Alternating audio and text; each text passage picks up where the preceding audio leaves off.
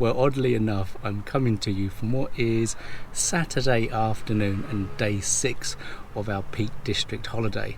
But as you know, I have a tendency of trying to go for a car camp and not quite succeeding. But there is something I want to tell you in this video, after you've seen the other bit, which is quite important. Well, to be honest, I probably should be sorting out my holiday gear for the Peak District for next week, but I quite fancy sneaking in a little Friday night stealth camp back over in the London boroughs. And also because I've bought something that I really want to test on a car camp.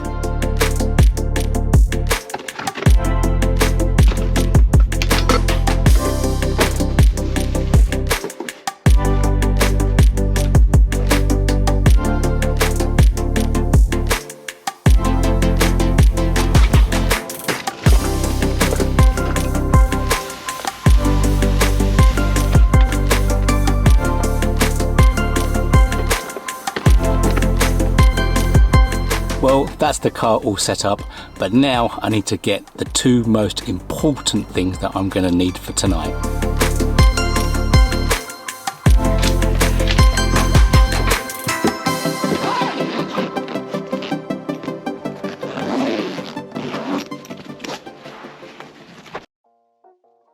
So when you see my Peak District video, what you'll find out is that I've got a bit of an injured knee at the minute, and basically I wasn't able to drive up to the Peak District.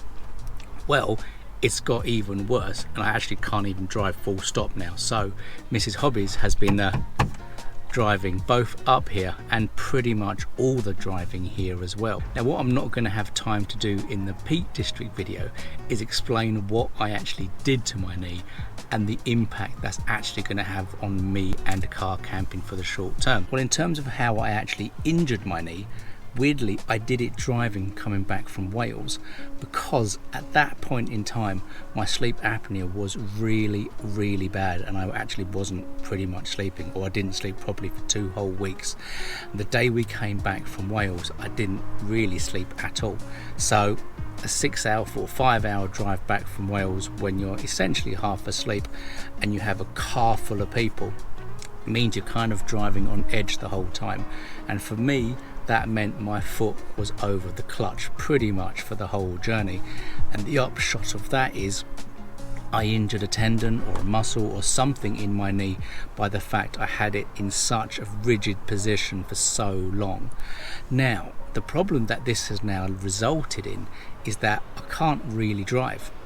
So in terms of car camping, it then means, well, I can't really drive anywhere to do a car camp, and actually being in the back of the car on a car camp I'm not going to be able to manage at the minute, because I am in pretty much excruciating pain every minute of the day at the minute.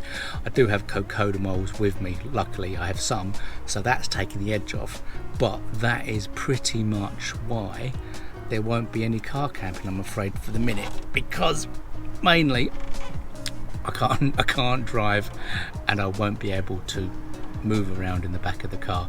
So I thought I'd add this onto my failed London car camp. But actually, if you want to know why I didn't do that car camp, well, there was a very good reason in the end. Basically, Mrs. Hobbies was home alone, the twins were off with the family, so it was an ideal time to rent a film, have a drink, and then do a bit of DJing and dancing in the front room afterwards. So it ended up being a wicked night, and I'm rather glad I didn't go on that car camp. And the other problem that went with the tiredness from the sleep apnea was the fact that I'm actually an extremely nervous motorway driver now. I don't think I've ever mentioned that on videos, but basically ever since COVID and work from home, basically I don't really drive on motorways at all anymore. It's so rare, so far and few between, that actually I have lost a lot of my motorway driving confidence. I can do it, but I just don't like it. But when you combine that nervousness with not sleeping and the concern of having so many people in your car, well, that's why my foot was so tight. But I'm gonna have to stop filming now because my leg is absolutely killing me. So until next time, take care.